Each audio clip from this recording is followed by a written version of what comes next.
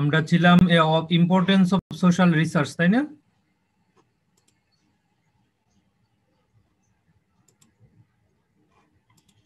জি sir, এই পর্যন্ত দেখানো হয়েছিল স্যার, আলোচনা করছিলেন স্যার আপনি এই পর্যন্ত। ইম্পর্টেন্স বলেছিলাম।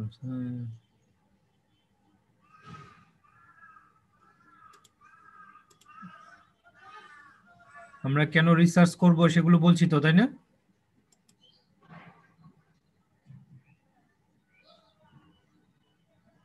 স্যার এটা চেক করে দেখতে হবে স্যার। একটু চেক করে আমাকে জানাও।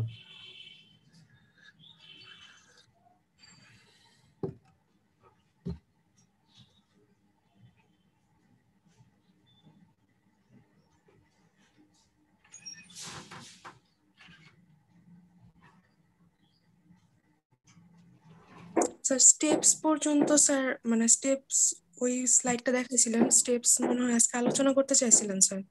আচ্ছা আচ্ছা, ওকে। আমরা তো তাহলে আমরা শুরু করতে পারি।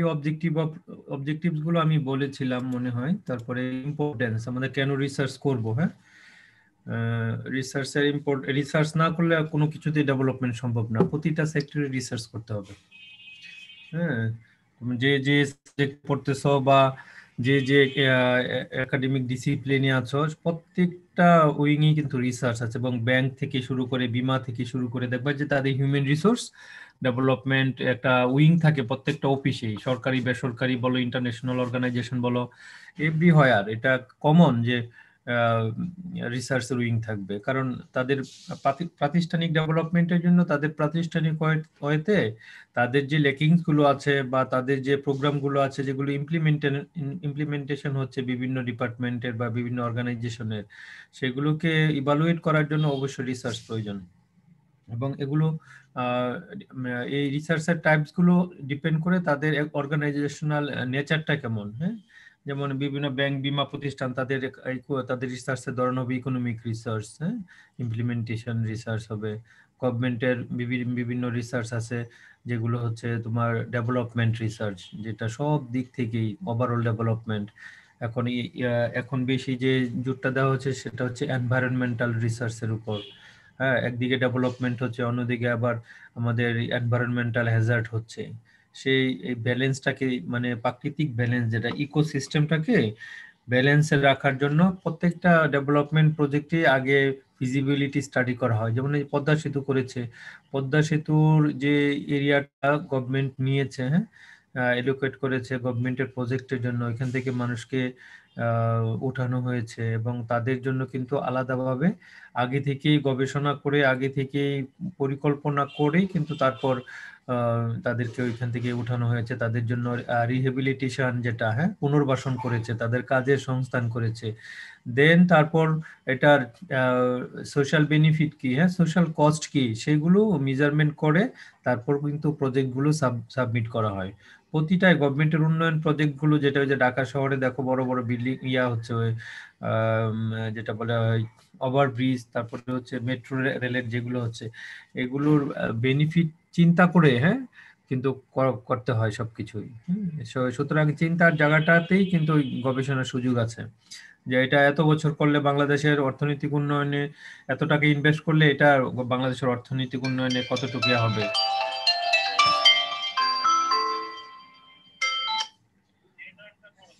হ্যাঁ হ্যাঁ জাহাঙ্গীর, আমি ক্লাস নিচ্ছি। হ্যাঁ, আমি 1 ঘন্টা পরে কথা বলি তোর সাথে, ঠিক আছে? আমি ক্লাসে আছি। আচ্ছা আচ্ছা, বল।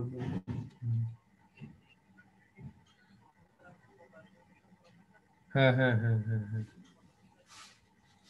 আমি প্রফেসর হয়েছি 5 বছর।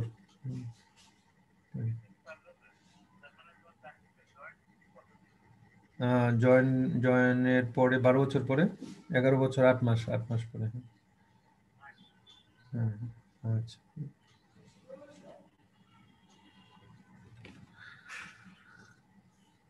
আচ্ছা, যেটা বলছিলাম, সেই জন্য রিসার্চের ইম্পর্টেন্স আছে। রিসার্চ ছাড়া কোনো অর্গানাইজেশন ডেভেলপ করতে পারে না। হ্যাঁ, সেই জন্য তোমরা যে লাইনে আছো এগ্রিকালচারাল ইঞ্জিনিয়ার হবে তোমরা, না কৃষিবিদ হবে, এগ্রিকালচারিস্ট হবে, এবং তোমরা তোমরা তোমাদের যে প্রফেশনটা যখন সিলেক্ট করবে, হ্যাঁ তোমরা যে অকুপেশনে যাবে তখন দেখবা তোমাদের লাইনে অনেকে রিসার্চ ইনভলভ থাকবে। আমাদের যে নার্স ইনস্টিটিউট গুলো আছে, বিআরসি আছে, বাড়ি আছে, বিডি আছে, এইসব প্রতিষ্ঠানের মধ্যেও কিন্তু প্রচুর পরিমাণ রিসার্চ হয়। শুধু যে রিসার্চ বিশ্ববিদ্যালয় হয় এরকম এরকম কোনো ব্যাপার না, কোলাবোরেটিভ রিসার্চ বিশ্ববিদ্যালয়ের মাধ্যমে হয় সব প্রতিষ্ঠানের সাথে। তারা কিন্তু বেশিরভাগ রিসার্চের উপর ডিপেন্ড করে। আমাদের যে হাইব্রিডাইজেশন যেগুলো হচ্ছে এগুলো কিন্তু প্রতিনিয়ত কাজ হচ্ছে, হ্যাঁ সেগুলো কিন্তু রিসার্চ অর্গানাইজেশন গুলো বেশি কাজ করছে। আমাদের এখানে যেমন তোমার এমএস পিএইচডি পর্যায়ে বিভিন্ন গবেষণা হয়, সেগুলো সেগুলো কন্টিনিউ, কিন্তু সেই নার্স প্রতিষ্ঠানগুলোতে রিসার্চের আলাদা আলাদা আছে, কন্টিনিউ রিসার্চের উপরই থাকতে হয় এই বিষয়গুলোতে, যেগুলো বায়োলজিক্যাল সায়েন্স নিয়ে বেশিরভাগ করা হয় সেখানে।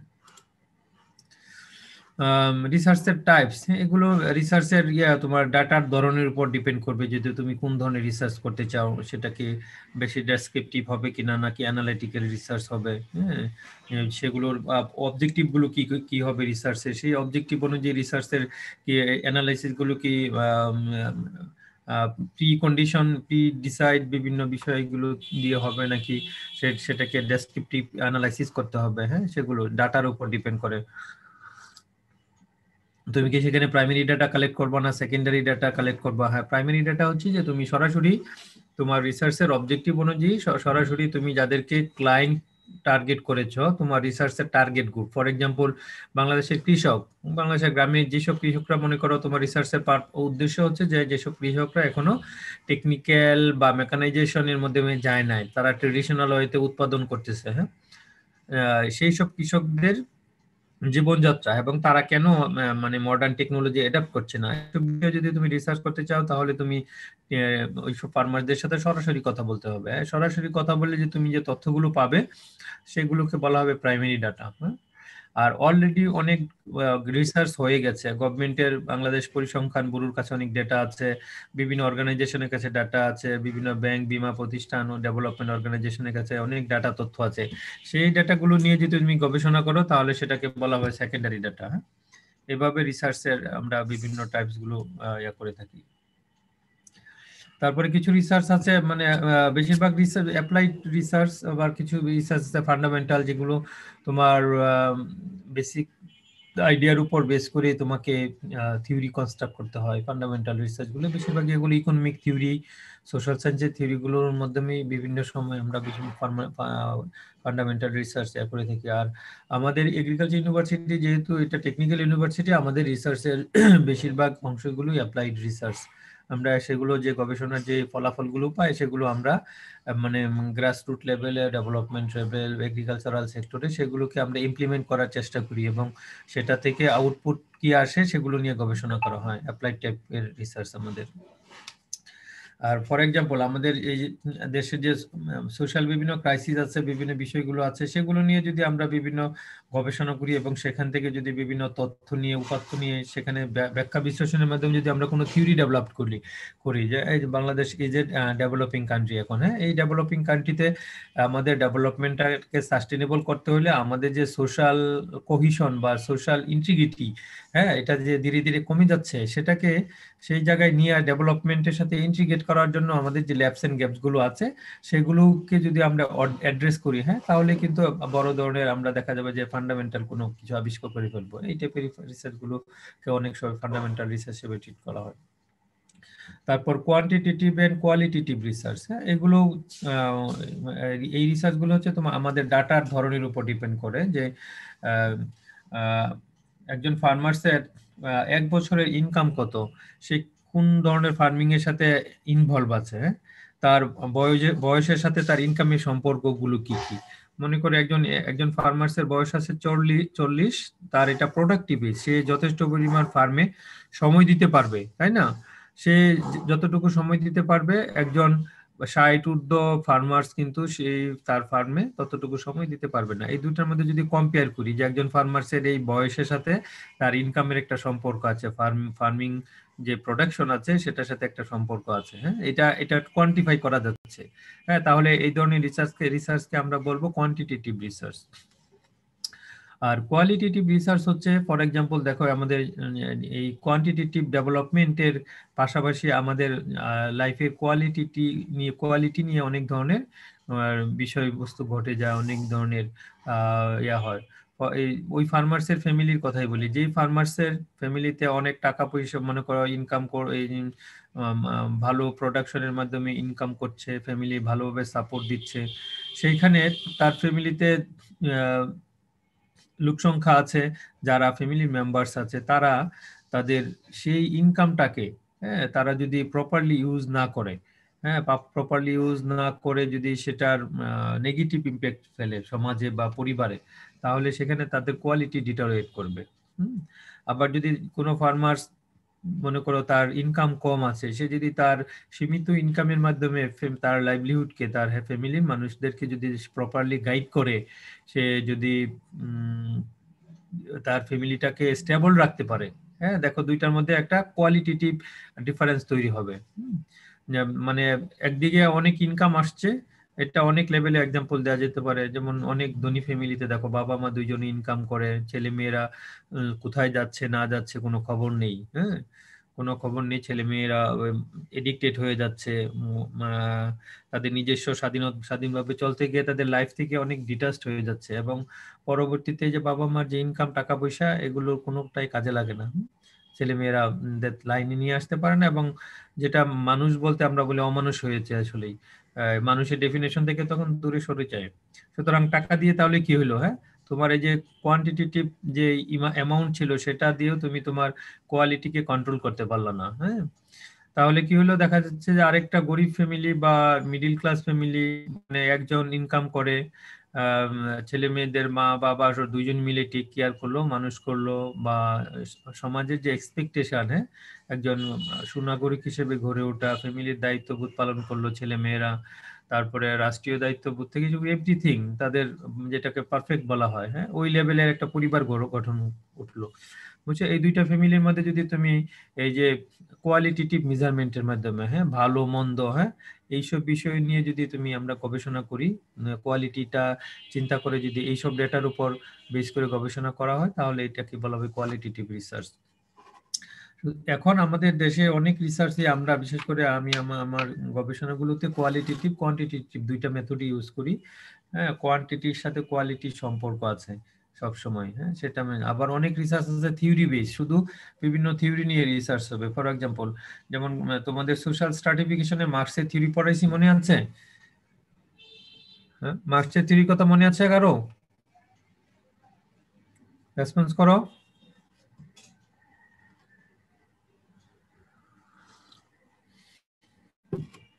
কি কেউ বলতে পারছো না মার্কসের থিওরির কথা?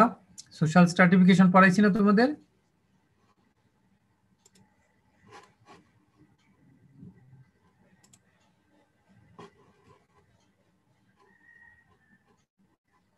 নাজিয়া 21, নাজিয়া শুনতে পাচ্ছ? জি স্যার।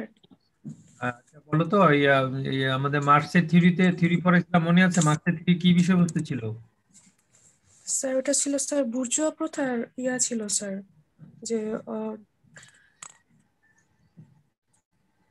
হুম, হ্যাঁ, একটা বুর্জোয়া শ্রেণী আর একটা প্রলেতারিয়েত শ্রেণী, হ্যাঁ, জি স্যার। দুটার মধ্যে কনফ্লিক্ট, এটা তো বেসিক একটা থিওরি, এটা তোমরা মানে ভুলে যাও কেন? এটা তো গল্পের মতো করে আমি পড়াইছি বাংলাদেশের গার্মেন্টস ইন্ডাস্ট্রির মাধ্যমে, হ্যাঁ, ঠিক আছে। জি স্যার, শোষণ আর হচ্ছে স্যার একটা স্লেভ শ্রেণী সৃষ্টি হয় এরকম বলছিলেন স্যার। এটা কার থিওরি? এটা কার্ল মার্কস দিয়েছিল, হ্যাঁ। জি এখন স্যার, এই কার্ল মার্কস। কার্ল মার্কসের এই থিওরিটা যদি আমরা আমাদের বাংলাদেশের গার্মেন্টস ইন্ডাস্ট্রিতে যে উইমেনরা কাজ করতেছে, তাই না, আমরা শ্রমিকরা যে কাজ করছে তাদের যে রাইটস আছে সেটা কতটুকু এস্টাবলিশড হচ্ছে, এই মার্কসের থিওরির মাধ্যমে যদি আমরা এটা অ্যানালাইসিস করি, তাহলে এটা কোয়ালিটেটিভ রিসার্চের মধ্যে পড়বে, বুঝছো। এখানে কোয়ান্টিটির চেয়ে কোয়ালিটেটিভ, যে জি স্যার। যে ক্লায়েন্টরা আছে, গার্মেন্টস এর যে শ্রমিকরা আছে, তাদের জীবনের গুণগত মান কতটুকু পরিবর্তন হয়েছে, বেতন যাই দিক না, হ্যাঁ, আলটিমেটলি সেটা নিয়ে যদি আমরা গবেষণা করি, সেটা হবে কোয়ালিটেটিভ নেচারের।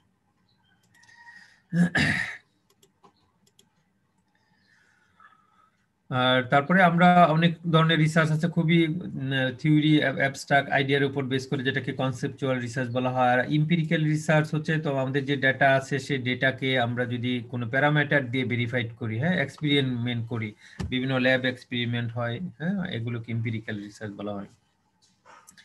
ল্যাবে আমাদের যেমন ইকোনমিক রিসার্চে ফর এক্সাম্পল আমরা ডিপেন্ডেন্ট ভেরিয়েবল, ইন্ডিপেন্ডেন্ট ভেরিয়েবল ধরে বিভিন্ন ধরনের রিগ্রেশন মডেল সেট করি, হ্যাঁ, ডিপেন্ডেন্ট ভেরিয়েবলের সাথে ইন্ডিপেন্ডেন্ট ভেরিয়েবলের কি সম্পর্ক আছে, কতটুকু ইম্প্যাক্ট পড়লো ডেভেলপমেন্টের ক্ষেত্রে। কোনো একটা ডেভেলপমেন্ট স্টাডিজকে ইভালুয়েট করতে গেলে এরকম ধরনের রিসার্চ করা, ইম্পিরিক্যাল স্টাডি ডিজাইন করা হয়।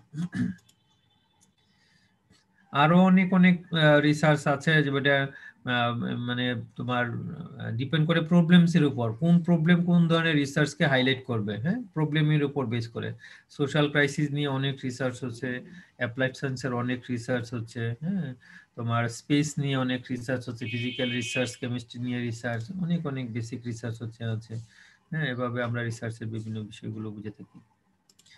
এখন আমরা রিসার্চের বিভিন্ন গাইডলাইন এখানে যেগুলো দেওয়া হচ্ছে, এগুলো হচ্ছে মানে বিভিন্ন রিসার্চের এক ধরনের স্টেপস বা ডিজাইন বলা হয় এগুলোকে, হ্যাঁ। তুমি কিভাবে রিসার্চ করবা সেটার জন্য প্রথমেই তোমাকে একটা রিসার্চ প্রবলেম বা একটা টাইটেল ঠিক করতে হবে। যেমন তোমাদের যে অ্যাসাইনমেন্ট দিয়েছিলাম, সেই অ্যাসাইনমেন্ট এই এই স্টেপগুলো যদি তোমরা ফলো করো তাহলে অ্যাসাইনমেন্টটা তোমাদের বেশি ভালো হবে এবং ফ্রুটফুল হবে, কিছু শিখতে পারবা। রিসার্চের একটা প্রবলেম ঠিক করা, সেই রিসার্চের প্রবলেমের উপর বেস করে তুমি দেখবা যে এই ধরনের আরো রিসার্চ হয়েছে কিনা, হ্যাঁ, লিটারেচার সার্ভে করবা তুমি, হ্যাঁ, যেটাকে বলা হয় রিভিউ অফ লিটারেচার।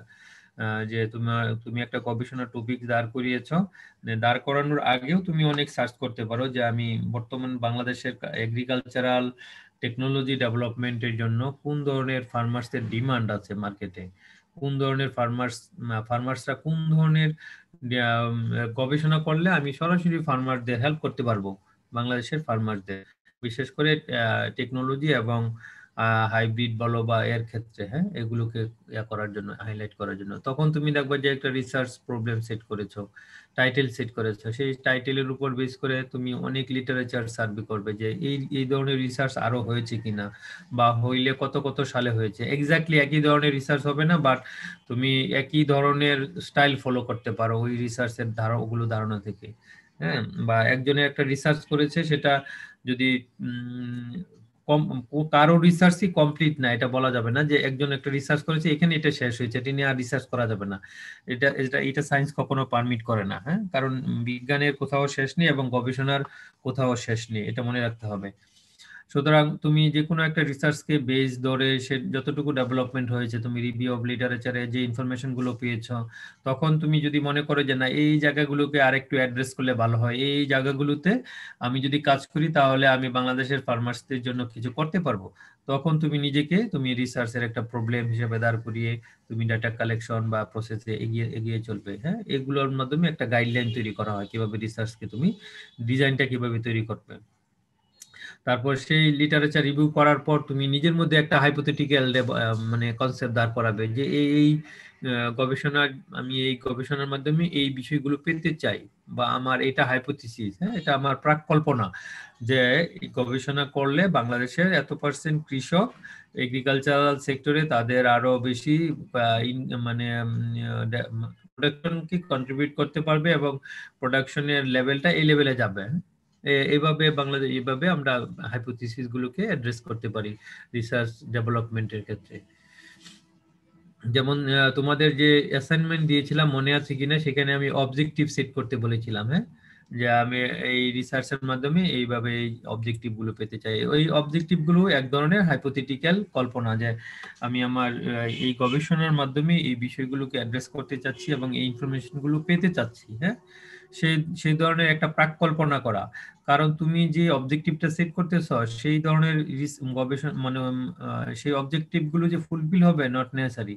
তুমি অবজেক্টিভ একটা সেট করেছো কিন্তু অ্যাকচুয়ালি মানে তুমি গবেষণার পর দেখা গেল যে না, তোমার গবেষণার রিপোর্ট অন্যদিকে চলে গিয়েছে, তুমি যেটা ডিজাইন করেছো সেটার যে অবজেক্টিভ গুলো সেট করেছো সেটার ধারে কাছে নাই, অনেক দূরে চলে গেছে। এই জন্য এটাকে হাইপোথিসিস বলা হয়, হ্যাঁ।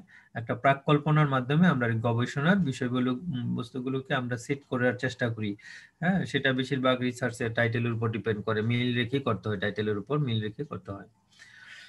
তারপরে তোমার রিসার্চের ডিজাইনটা কি হবে, তুমি তোমার কুশিনিয়ার ডেভেলপমেন্ট কেমন হবে, তুমি কতগুলো প্রশ্ন করবে এক একটা হাইপোথিসিসের জন্য, তোমার এম্পিরিক্যাল মডেল কি হবে, তোমার এই প্রত্যেকটা রিসার্চের ডিজাইন অনুযায়ী আউটপুট কি হবে, আর সেই আউটপুট গুলোর কতটুকু ইমপ্লিমেন্ট হবে, আর সেই রিসার্চটা যদি তোমার কোনো ইমপ্যাক্ট বেসড কোনো রিসার্চ হয়, কোনো একটা প্রোগ্রামের ইমপ্যাক্ট দেখার জন্য রিসার্চ হয়, তাহলে সেটা থেকে কোন ধরনের রিকমেন্ডেশন বের হবে তোমার। হ্যাঁ, কোনো প্রবলেম নিয়ে আইডেন্টিফাই করলে তুমি সেই প্রবলেমটাকে হাইলাইট করার জন্য, প্রবলেমের বিভিন্ন কারণগুলো তুলে ধরার জন্য যদি তুমি গবেষণাগুলো করো, সেই কারণগুলো মিটিগেট করার জন্য গবেষণার কিছু পারপাস থাকে, সেই মিটিগেশনের স্ট্র্যাটেজিগুলো কি কি হবে, হ্যাঁ, সেগুলোকে রিসার্চ ডিজাইন বলা হয়। ওভারঅল তুমি রিসার্চটাকে কিভাবে মানে সময়ের প্রতি লক্ষ্য রেখে, তোমার বাজেটের প্রতি লক্ষ্য রেখে, তোমার জনবলের প্রতি লক্ষ্য রেখে, তোমার টাইম, সময়, তোমার ইন্টেনশন সব কিছু মিলে একটা ডিজাইন তৈরি করা রিসার্চের। হ্যাঁ, এটাকে বলা হয় পারফেক্ট ডিজাইন কোনো গবেষণার জন্য। কারণ তুমি মাস্টার্সে 6 মাস সময় পাবে, 6 মাস সময়ে তুমি বড় ধরনের কোনো রিসার্চ করতে পারবে না। হ্যাঁ, আর যদি তুমি 3 মাস 1.5 বছর সময় সর্বোচ্চ থাকে একটা থিসিসের, 1.5 বছর হ্যাঁ 18 মাস, 318 মাস, হ্যাঁ 18 মাসে যদি তুমি পুরাটা সময় কাজে লাগিয়ে, কিন্তু আমরা দেখি যেটা যে 6 মাসে ডিগ্রি পাওয়ার জন্য অনেকেই আহ, আহ, তাড়াতাড়ি করে রিসার্চ করে, অনেক সময় ফান্ড থাকে না, অনেক কিছু একটা ডিগ্রি পাওয়ার কথা। আর অনেকেই আছে টিচারদের প্রজেক্টে কাজ করে, তারা অনেক সময় এনএসটি স্কলারশিপ পেয়ে যায়, তারা একটু সময় লাগিয়ে ভালোভাবে রিসার্চ করে 3rd সেমিস্টারে জমা দেয়। আবার আরো অনেক কারণ আছে বিসিএস পড়ার জন্য, তারা অনেক স্টুডেন্ট আছে যারা গবেষণা করেই না, বিসিএস দেওয়ার জন্য লাস্ট সেমিস্টার পর্যন্ত তারা থিসিসটাকে টেনে টেনে নিয়ে যায়, আলটিমেটলি কোনো গবেষণা করে না। ঠিক আছে, ভর্তিটা রাখার জন্য ইউনিভার্সিটিতে হলে সিট না কাটার জন্য। হ্যাঁ, তারপরে দেখা যাচ্ছে যে এরকম ভাবে 5 সেমিস্টার কেটে নেয়, 5 সেমিস্টারের পরে আর সুযোগ থাকে না মাস্টার্সে। হ্যাঁ, 2.5 বছর পর্যন্ত সময় থাকে মাস্টার্সের কোর্স এবং রিসার্চ শেষ করে। এই বিষয়গুলো ঘটে, তবে এগুলোর প্রতি খেয়াল রাখা উচিত, সিনসিয়ার থাকতে হবে। অনার্স শেষ করার পর মাস্টার ডিগ্রি আমার মনে হয় সবচেয়ে ভালো হয় 1.5 বছরের মধ্যে কমপ্লিট করতে পারলে। আর যদি কেউ ভালো রেজাল্ট থাকে, তাদের চিন্তা ভাবনা ভালো থাকে যে না আমি আরো ভালোভাবে রিসার্চটা করতে চাই, আমি এখানে ইউনিভার্সিটিতে ফ্যাকাল্টি হিসেবে জয়েন করব, দেন তাদের কথা ভিন্ন। তারা তাদের রিসার্চের কোয়ালিটিটা অবশ্যই ভালো হওয়া উচিত, কারণ সেই রিসার্চের উপর বেস করে তার পিএইচডির জন্য অ্যাপ্লাই করতে হবে। কারণ মাস্টার্সের রিসার্চ ভালো না থাকলে পিএইচডির জন্য অ্যাপ্লিকেশন করতে পারবে না। সুতরাং একজন ইউনিভার্সিটির টিচার হবে, সে যদি যেন তেন রিসার্চ করে বা কোনো এক ধরনের রিপোর্ট তৈরি করে ফেললো, এরকম হলে কিন্তু তার লাইফের জন্য সমস্যা হবে। সেজন্য ডিমান্ড বেসড, হ্যাঁ, বর্তমানে তার ইনসাইট ভিউটা থাকবে যে আমি যেহেতু ইউনিভার্সিটির টিচার হতে যাচ্ছি, আমার অনার্সের রেজাল্ট ভালো, সো আমাকে বাইরের কোনো স্কলারশিপ ধরতে হলে আমি গ্লোবাল পার্সপেক্টিভে কোনো রিসার্চ টপিক আমি সিলেক্ট করব। ঠিক আছে, এভাবে রিসার্চের বিষয়টাকে তখন তারা চিন্তা করে যে যেহেতু আমার রেজাল্ট ভালো, আমি এখানে সুতরাং আমি যদি ডেভেলপ কান্ট্রিতে গবেষণা করতে চাই, সুতরাং সেই স্ট্যান্ডার্ডে আমার মাস্টার্সের থিসিসটা হতে হবে। হ্যাঁ, এবং রিসার্চের যদি কোয়ালিটিটা ভালো না হয়, সেক্ষেত্রে দেখা যাবে যে সে এখানে টিচার হোক, যত ভালো রেজাল্টই হোক, পরে দেখা যাবে যে ওই শুধু টপিক সিলেকশনের কারণে তার পিএইচডিটা হবে না, দেরি হবে, বা হয়তো বা পরবর্তীতে অন্য কোনো মানে আবার মাস্টার্স করতে হইতে পারে বাইরে, দেশের বাইরে, এই ধরনের বিষয়গুলো ঘটে যায়। সেই জন্য যাদের লক্ষ্য উদ্দেশ্য, হ্যাঁ, মহৎ এবং ভালো কিছু করতে চাও, হ্যাঁ, নিজের লাইফের জন্য, পাশাপাশি সবার জন্যই, সমাজের জন্য, নিজের জন্য, দেশের জন্য, এভরিথিং, তারা সেই ধরনের রিসার্চ করার জন্য আগে থেকেই ইয়া থাকবে, প্রস্তুত থাকবে, আমি যেটা বলছি আর কি। তারপর রিসার্চের স্যাম্পল ডিজাইন তৈরি করতে হয়, কারণ আমি আমার রিসার্চের তোমরা যে টাইটেলটা সিলেক্ট করবা সেটার জন্য যদি বড় ধরনের কোনো স্যাম্পল সাইজ নিয়ে কাজ করো, তাহলে অনেক সময়ের দরকার। আর মাস্টার্স লেভেলে আমরা সাধারণত বেশিরভাগই যদি ফিল্ড ওরিয়েন্টেড কোনো রিসার্চ হয়, তাহলে আমরা বেশিরভাগই 60 থেকে 70, 80, 90 পর্যন্ত স্যাম্পল নিতে বলি। কোনো ফার্মার্স, ফর এক্সাম্পল, আমি ফার্মার্সের জীবনযাত্রা নিয়ে আমরা কোনো গবেষণা করতে চাই, এই ধরনের কোনো বিষয় নিয়ে যদি গবেষণা করি, তাহলে আমরা সেক্ষেত্রে দেখি যে যেহেতু 6 মাস সময় ডাটা কালেকশনের জন্য 1 মাস 1.5 মাস সময় দেওয়া হয়, তাহলে এক একজন ফার্মার্সের কাছ থেকে বিভিন্ন তথ্য নিতে হলে, হ্যাঁ, গুরুত্বপূর্ণ তথ্য নিতে হলে দিনে ম্যাক্সিমাম 4 জন ফার্মার্সের সাথে কথা বলা যাবে। হ্যাঁ, সে হিসাব করে বিভিন্ন ভাবে ডাটা কালেকশনের জন্য।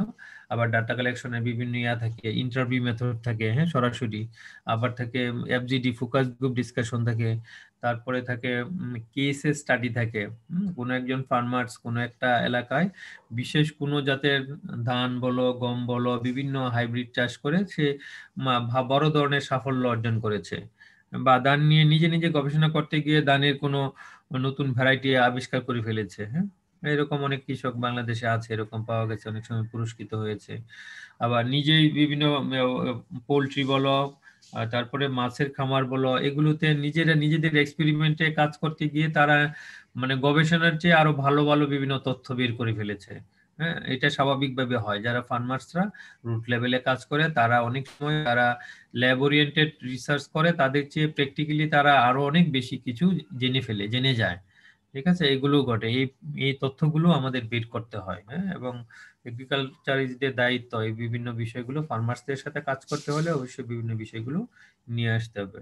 সুতরাং স্যাম্পল সাইজ ডিপেন্ড করবে তোমার সময়ের উপর, তোমার বাজেটের উপর, সবকিছু ওভারঅল সবকিছু মিলেই স্যাম্পলিং ডিজাইনটা করা হয়। হ্যাঁ, এটা সোশ্যাল সায়েন্সে এক ধরনের স্যাম্পলিং হয়, বায়োলজিক্যাল সায়েন্সে আরেক ধরনের স্যাম্পলিং হয়। হ্যাঁ, যেটা ল্যাব ওরিয়েন্টেড রিসার্চ হয় সেখানে অন্য ধরনের স্যাম্পলিং হয়, যেখানে বিভিন্ন ফ্রিজে বা বিভিন্ন পিসিআর মেশিনে সেগুলো টেস্ট করা হয়। হ্যাঁ, বিভিন্ন সময়ের জন্য রেখে দেওয়া হয় সেখানে। তারপর ওইটার গ্রোথ, ডেভেলপমেন্ট বা বিভিন্ন বিষয়গুলো, ব্যাকটেরিয়া, ভাইরাস বা বিভিন্ন প্লান্ট, কত টেম্পারেচারে এটা গ্রোথ হচ্ছে, কত টেম্পারেচারে এটার রুট হচ্ছে, কত টেম্পারেচারে এটারে ক্লোরোফিল হচ্ছে, এই ধরনের বিভিন্ন রিসার্চ গুলো বায়োলজিক্যাল গুলো হয়, সেগুলোতে এখানে স্যাম্পলিং ডিজাইন করা হয়। এবং সোশ্যাল সায়েন্সেও যদি ফার্মার্সদের নিয়ে কাজ করা হয়, গার্মেন্টস ওয়ার্কার নিয়ে কেউ কাজ করলো, হ্যাঁ, কোনো ব্যাংক নিয়ে কাজ করলো, এইসব ডিপেন্ড করবে বিভিন্ন রিসার্চের টেকনিক্সের উপর। হ্যাঁ, তখন সেখানে রিসার্চের স্যাম্পলিং সাইজটা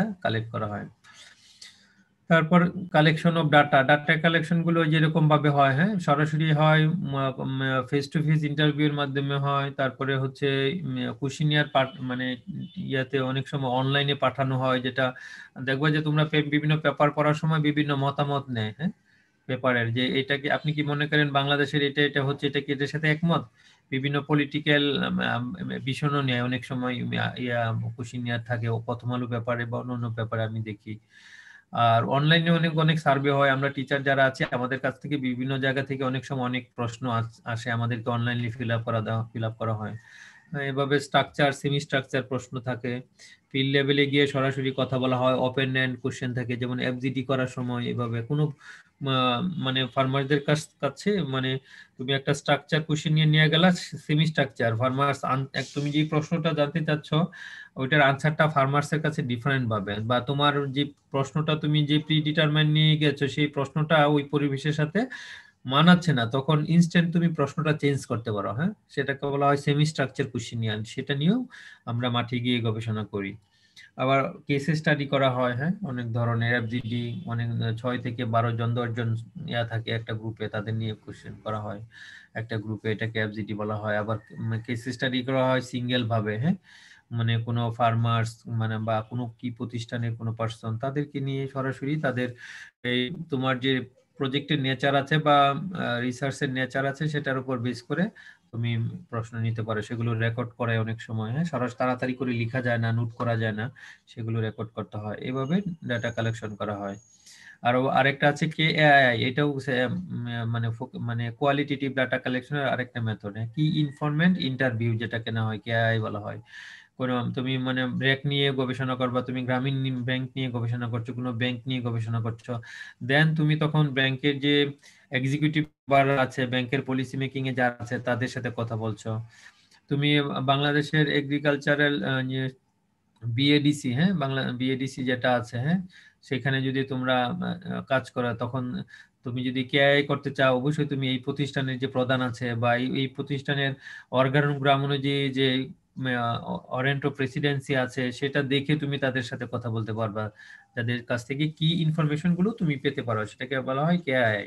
এবং তাদের একটা অভিমত নেওয়া দরকার। তোমার রিসার্চ, তুমি যে গবেষণা করতেছো, এই গবেষণার অ্যাডভাইজও হইতে পারে, সেটা গবেষণা সংক্রান্ত কোনো ডেটা হইতে পারে, তথ্য হইতে পারে। কারণ পলিসি মেকিং এ বা রিকমেন্ডেশনের ক্ষেত্রে তোমার তখন সেই বিষয়গুলোকে অ্যাড্রেস করতে হবে। এইভাবেই ডাটা কালেকশনে যেতে হয়। ডাটা কালেকশন করার পর সেই ডাটাগুলো এনে আমরা সেগুলো এডিটিং করি, কোডিং করা হয় ডাটার নেচার অনুযায়ী। হ্যাঁ, কোয়ালিটেটিভ ডাটা, কোয়ান্টিটেটিভ ডাটা, এগুলো আলাদা আলাদাভাবে করা হয়। তারপর ডাটাকে সেগুলোকে টেবুলার আকারে টেবিলে সাজানো হয়।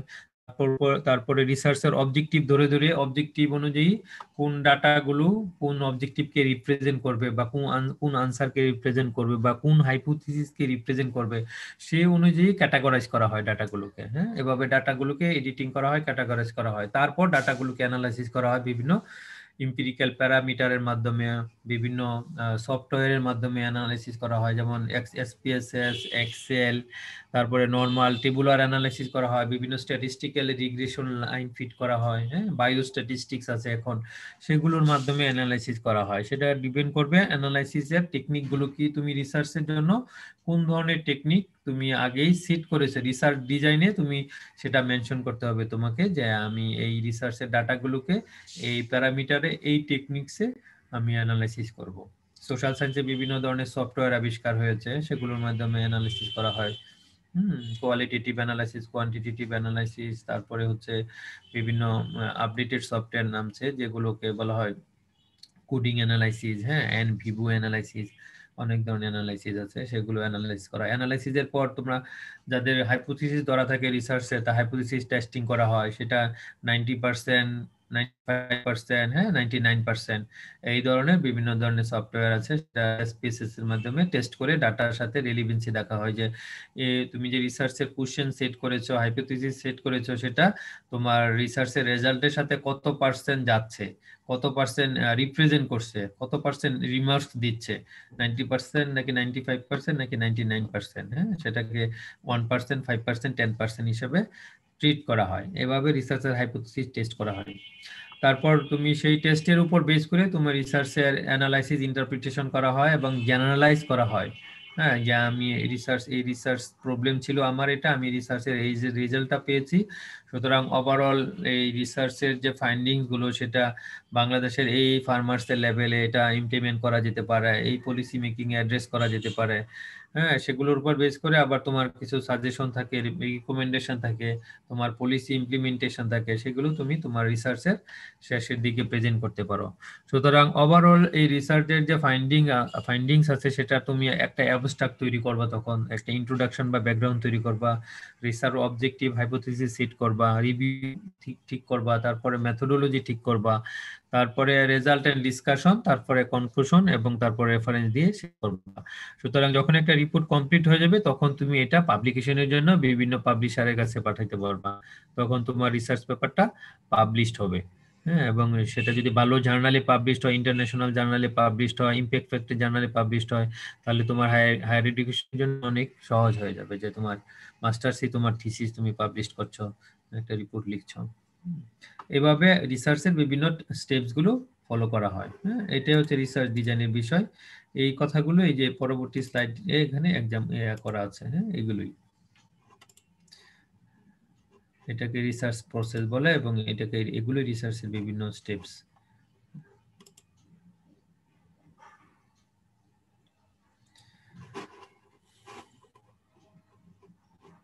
এখন বলো, এই সংক্রান্ত কোনো প্রশ্ন আছে কিনা বলো।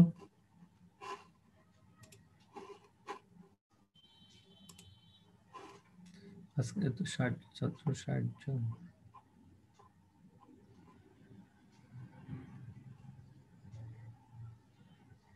ID number 27।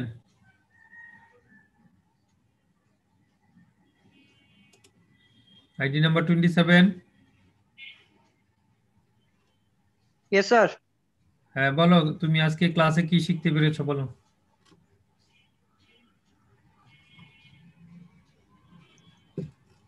স্যার রিসার্চের প্রসেস গুলো স্যার। কি কি কিভাবে ওভারঅল বলো, তুমি রিভিউ করো, আমি যে ক্লাসটা নিলাম তুমি কি ধরতে পেরেছো, শিখতে পারছো কিছু? স্যার রিসার্চের বিষয়টা যদি স্যার টাইম নিয়ে করা হয় স্যার সবগুলো বিষয় আস্তে ধীরে, তাহলে মানে তাড়াহুড়া না করে, তাহলে রিসার্চটা আমার ভালো হয়। স্টেপস গুলো বলো, কি কি স্টেপস আছে রিসার্চের, কিভাবে তুমি রিসার্চ করবা। তোমরা অ্যাসাইনমেন্ট নেওয়ার সময় কিন্তু, অ্যাসাইনমেন্ট দেওয়ার সময় কিন্তু আমি মোটামুটি একটা প্রাইমারি ধারণা দিয়েছিলাম। আজ গত ক্লাস আর আজকের ক্লাসে কিন্তু পুরো ক্লিয়ার করে দেওয়ার চেষ্টা করেছি। বলো কিভাবে প্রসিড হবে, একটা রিসার্চ করতে হলে কি কি করতে হবে তোমাকে।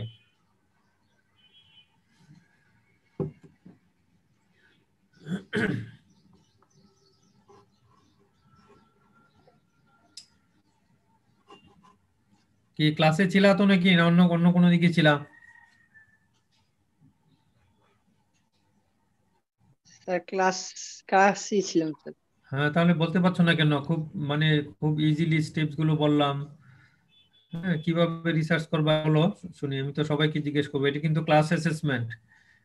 আনসার না দিতে পারলে কিন্তু মাইনাস হবে নাম্বার। ক্লাসে মনোযোগী হইতে হবে এবং যে না বুঝলে প্রশ্ন করতে হবে। আমি তো অপশন রাখি, বারবার বলি যে কথা বলো, কোনো কোনো যে জায়গায় না বুঝবা আমাকে জিজ্ঞেস করবা।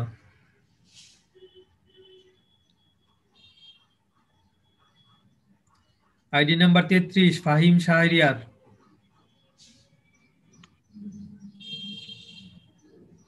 জি স্যার। হ্যাঁ বলো, কি কি শিখলা আজকে ক্লাসে? স্যার প্রথমে আমরা শিখলাম স্যার যে আমাদের ইনফরমেশন গুলো কিছু আছে প্রাইমারি ইনফরমেশন, কিছু আছে সেকেন্ডারি ইনফরমেশন। তো রিসার্চের ক্ষেত্রে প্রাইমারি ইনফরমেশন কালেক্ট করতে হবে, দেন সেকেন্ডারি ইনফরমেশন গুলো কালেক্ট করতে হবে। এভাবে একটার পর একটা এভাবে ইনফরমেশন গুলো কালেক্ট করতে হবে। পাশাপাশি সময় নিয়ে আমাদের রিসার্চ করতে হবে। আমরা যদি খুব দ্রুত রিসার্চ করি তাহলে দেখা যাচ্ছে যে আমাদের ইনফরমেশন গুলো হয়তো বা মানে পর্যাপ্ত ইনফরমেশন সেখান থেকে আমরা পাবো না। এর জন্য আমাদের সময় নিয়ে ধীরে সুস্থে রিসার্চ গুলো করতে হবে। স্যার এরকম অনেকগুলো বিষয় আছে, আসলে স্যার মাথায় নাই, তবে বিষয়গুলো বুঝতে পারছি স্যার। একবার স্লাইড গুলো দেখলে স্যার ভালো মানে বুঝতে পারবো sir. Okay, thank you. Sidratul Muntaha 25। Sidratul Muntaha 25।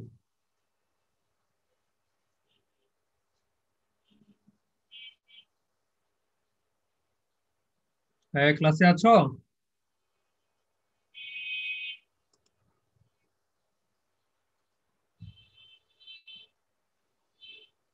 নিশ্চয়ই ক্লাসে নাই। ক্লাসে না থাকলে তো আমি কি জানি অ্যাটেন্ডেন্স তো জিরো করে দিব। হ্যাঁ, তারপরে রেসপন্স না করলে বোঝাই যাবে যে সে শুধু ক্লাসে অ্যাটেন্ড করে অন্যদিকে মনোযোগ বা অন্য কোনো কাজ করছে হয়তো। এরকম অনেকেই থাকে, যেটা আমরা শুনতে পাচ্ছি যে অনলাইনে এটা বড় অসুবিধা। ক্লাসে অন করে দিয়ে কিন্তু অন্য পড়াশোনা করে বা অন্য কিছু এনজয় করে, পড়াশোনার দিকে মনোযোগ থাকে না অনেক সময়। কি সিদরাতুল মুনতাহা বলতে বলতে পারলা না? হুম, অনলাইনে তো দেখা যাচ্ছে তাকে 25 আইডি।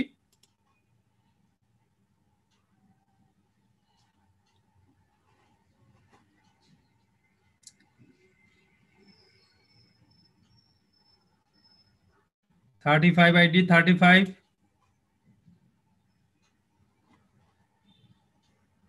জি স্যার। হ্যাঁ বলো, আজকের ক্লাসের আলোচনা রিভিউ করো, সবাই যেন বুঝতে পারে। তুমি সুন্দর করে লেকচার দাও। জি স্যার, আমরা আজকে আজকে শিখতে পারলাম যে রিসার্চ করতে মানে রিসার্চের জন্য কি কি প্রসেস, মানে কিভাবে আমরা রিসার্চ শুরু করতে পারি সেটা শিখতে পারলাম। ফার্স্টে আমরা মানে কি বিষয়ে রিসার্চ করব সেটা প্রবলেমটা আইডেন্টিফাই করতে হবে। তারপরে মানে প্রবলেমটা মানে ওই বিষয়ে আমাদের অনেক স্টাডি করতে হবে কিভাবে আমরা কাজ করতে পারি। তারপরে অবজেক্টিভ নির্ধারণ করতে হবে।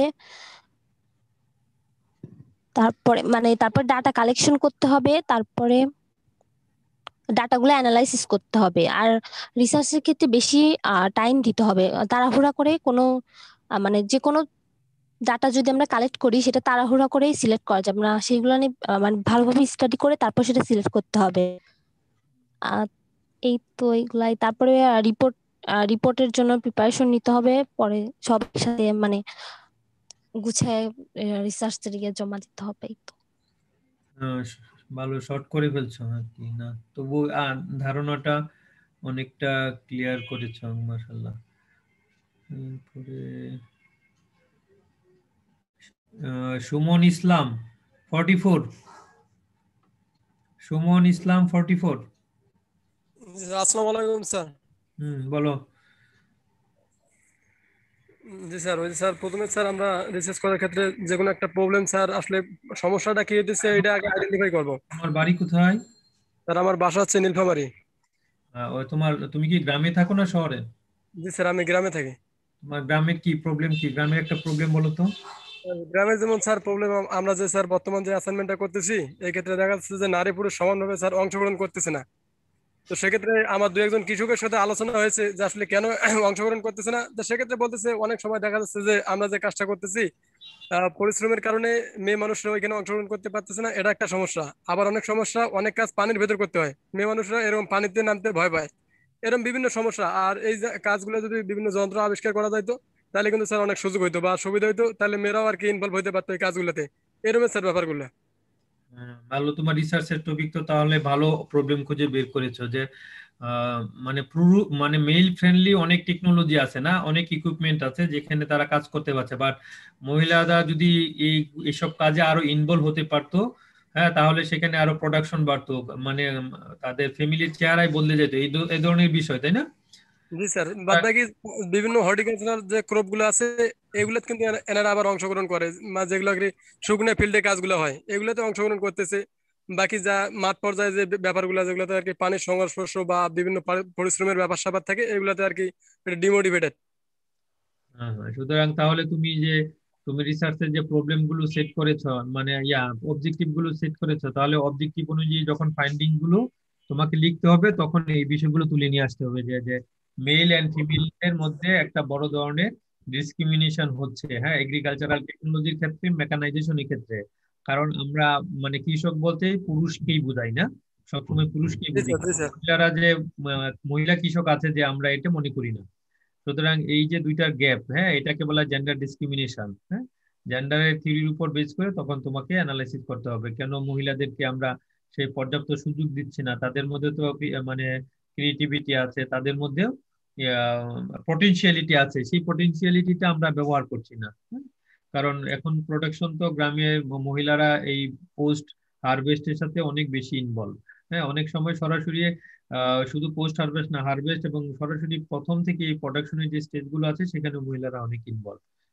সুতরাং এভাবে কাজ করে, যেহেতু তুমি প্র্যাকটিক্যালি কাজ করার, সুতরাং রিসার্চ ডিজাইনটা যেন তোমার ভালো হয়, কারণ এই যে গ্রুপের সব মেম্বার স্যার সর্বোচ্চ চেষ্টা করতেছি। ভালো রিসার্চ তৈরি করবা, একটা ফাইন্ডিং দিবা যেন তোমরা পাবলিশ করতে পারো, হ্যাঁ, সেভাবে। এবং এই ধারণা থেকে তোমরা পরবর্তীতে মাস্টার্সে আরো বড় ধরনের রিসার্চ করতে পারবা। ওকে, ভালো লাগলো তুমি যেহেতু সরাসরি ফিল্ডেই কাজ করছো কথা বলে। আমি আরো দেখি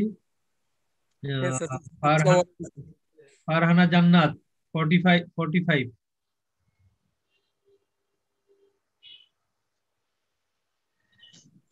জি স্যার। হ্যাঁ, বলো, তুমি কি এই গ্রুপে কাজ করছো, যে গ্রুপের সাথে কথা বললাম? স্যার বি গ্রুপে।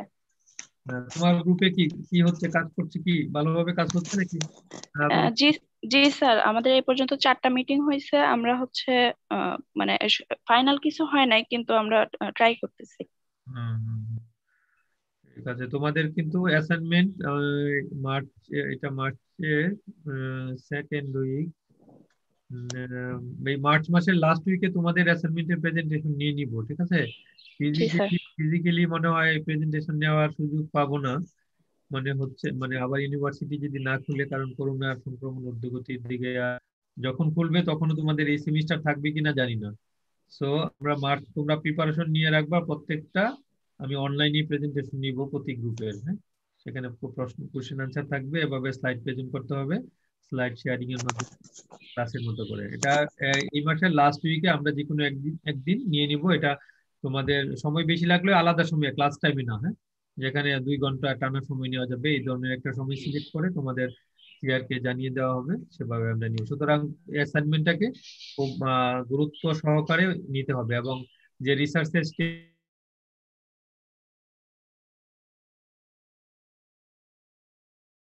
হবে সেটাই। জি স্যার। ওকে, রেজওয়ান সাকিব 38।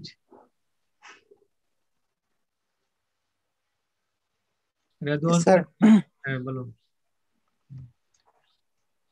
তুমি যে এই যে রিসার্চের বিভিন্ন স্টেপস বললাম, এগুলো কিভাবে ইমপ্লিমেন্ট করবে তোমার রিসার্চে? স্যার কোশ্চেনটা একটু আরেকবার বলুন। আমি যে রিসার্চের স্টেপ গুলো বললাম, হ্যাঁ, এগুলো তুমি কিভাবে তোমার রিসার্চের জন্য সাজাবে বলো। স্যার আমার রিসার্চে আপনি স্যার যেটা আমার ইয়াতে দিচ্ছেন অ্যাসাইনমেন্ট, ওখানে স্যার আমাদের মেইন যে জিনিসটা সেটা হচ্ছে জেন্ডার ডিসক্রিমিনেশন, অর্থাৎ মেল আর ফিমেলের ক্ষেত্রে। স্যার এখানে আমাদের ফার্স্ট যেটা আমাদের হচ্ছে ফিল্ডের ক্ষেত্রে যেটা দেখতে হবে স্যার, আসলে মেয়ে মেয়ে আর ছেলেরা এখানে হচ্ছে আসলে কোন জায়গার ক্ষেত্রে তাদের বেশি মানে সব থেকে বেশি প্রবলেম ফেস করতেছে, মানে কি কাজগুলো এগ্রিকালচারের ক্ষেত্রে মানে কোন কাজগুলোর ক্ষেত্রে তাদের বেশি ডিসক্রিমিনেশনের শিকার হচ্ছে। স্যার এই জায়গাগুলো স্যার আইডেন্টিফিকেশন করতে হবে। স্যার এই জায়গায় আইডেন্টিফিকেশন করার পর আমাদের স্যার ফার্স্ট তারপর আমার মনে হচ্ছে যেটা যেটা করতে হবে সেটা স্যার আমাদের এই জিনিসটা একটু রিসার্চ করতে হবে, অর্থাৎ একটু গবেষণা বলতে স্যার একটু ডিসকাস করতে হবে যে আসলে এই জিনিসগুলো কেন হচ্ছে। তারপর স্যার এদিক মানে তারপর স্যার ফার্মারদের কাছ থেকে ডাটা কালেক্ট করতে হবে আরো কি কি সমস্যা হচ্ছে না হচ্ছে। স্যার এগুলো করে স্যার একটা রিসার্চ ফাইল তৈরি করে স্যার জমা দিতে হবে। সেই মানে অবজেক্টিভ বেস তোমার ফাইন্ডিংস গুলো তৈরি করতে হবে। এটা আমি বারবার বলতেছি, তুমি 3টা অবজেক্টিভ সিলেক্ট করেছো, 3টা অবজেক্টিভের আন্ডারে যে ফাইন্ডিং গুলো আসবে সেগুলো সব তোমার রিসার্চ ফাইন্ডিংস এ দেখাইতে হবে এবং মিল থাকতে হবে। একটা ক্রোনোলজিক্যাল যে থিঙ্কিং আছে সেটা মিল থাকতে হবে। Title, objective, research finding, title, objective, research method এবং ফাইন্ডিংস, এগুলোর মধ্যে একটা ধারাবাহিক মিল থাকবে। তুমি রিসার্চ অবজেক্টিভ একটা সেট করেছো কিন্তু তুমি মেথড সিলেক্ট করছো ডিফারেন্ট, তাহলে তোমার রেজাল্ট আসবে না। সুতরাং দেখা যাবে তখন টাইটেলের সাথে অবজেক্টিভের মিল নেই, অবজেক্টিভের সাথে রিসার্চ মেথডের মিল নেই বা টেকনিক্স এর মিল নেই এবং আলটিমেটলি গিয়ে ফাইন্ডিংস এ কোনো মিল নেই। সুতরাং এই ক্রোনোলজিক্যাল মিল না থাকলে ওই ধরনের রিসার্চ থেকে কোনো ধরনের আউটপুট আসবে না এবং বোঝা যাবে যে তোমরা কপি পেস্ট করেছো, নিজেরা কোনো কিছু করো নাই। সুতরাং এখানে মানে গ্রুপে কাজ করবা তখনই এই বিষয়গুলো চলে আসবে, একজন আরেকজনের মানে এখানে ভুল ধরা যাবে আর কি। কেউ একটা ভুল করলে এখানে গ্রুপে কাজ করার এই জন্যই সুযোগ, একা কাজ করলে ভুল হওয়ার সম্ভাবনা বেশি থাকতো। যেহেতু গ্রুপ করে দিয়েছি আমি, সুতরাং গ্রুপে সবার মধ্যে রেজাল্ট গুলো আগে প্রেজেন্টেশন দিতে হবে, প্র্যাকটিস করতে হবে গ্রুপে। তারপর ক্রস চেকিং করতে হবে যে আমাদের যে স্যার বলেছিল যে টাইটেলের সাথে অবজেক্টিভ, অবজেক্টিভ অনুযায়ী মেথোডোলজি সিলেক্ট করানো এবং সেই অনুযায়ী ফাইন্ডিংস লেখার জন্য, হ্যাঁ, এগুলো কিন্তু ভালোভাবে মনে রাখতে হবে, তাহলে তোমরা ভালোভাবে রিসার্চ বা অ্যাসাইনমেন্ট করতে পারবা। এখন ওভারঅল তোমাদের কোনো প্রশ্ন আছে এই রিসার্চের চ্যাপ্টার নিয়ে?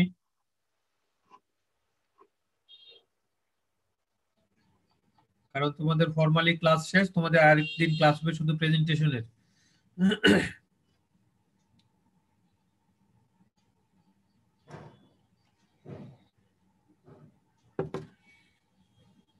আমি তোমাদের 3টা চ্যাপ্টার পড়িয়েছি তাই না?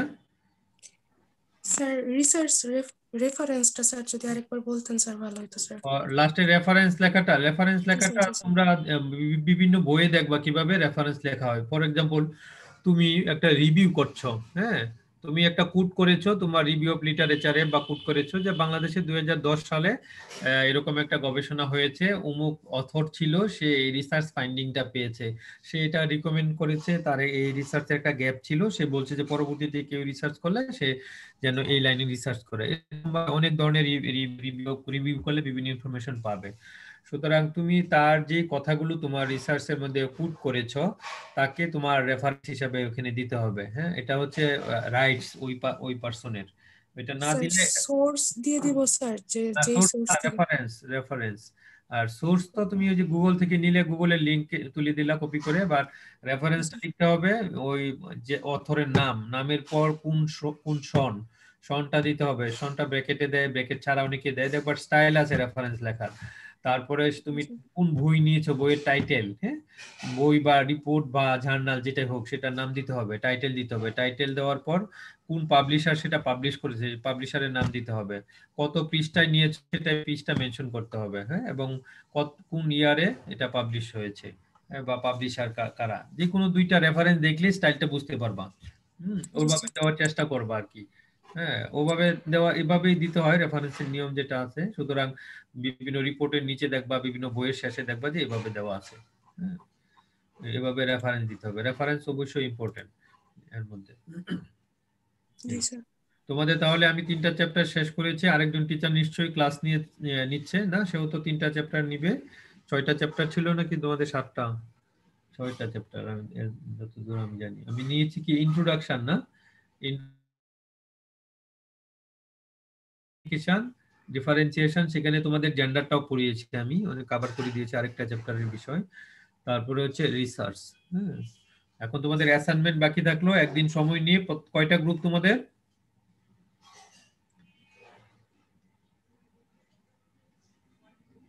গ্রুপ বলো তো। স্যার 5টা গ্রুপ। 5টা গ্রুপ। একটা গ্রুপে মানে কোশ্চেন আনসারিং প্রেজেন্টেশন টেকনিক নিয়ে 20 মিনিট করে এক একটা গ্রুপ হলে তোমার আমাদের 1.5 ঘন্টার বেশি সময়, 2 ঘন্টার মতো লেগে যাবে। হ্যাঁ, আমরা একদিন 2 ঘন্টা সময় পাওয়া যাবে, এই ধরনের একটা টাইম শিডিউল দেখে আমরা অ্যাসাইনমেন্টের প্রেজেন্টেশন নিব এই মাসের লাস্ট উইকে। ঠিক আছে, প্রিপারেশন নিতে থাকো। ওকে, ঠিক আছে, ভালো থাকো সবাই। হ্যাঁ, সে পর্যন্ত। ওকে।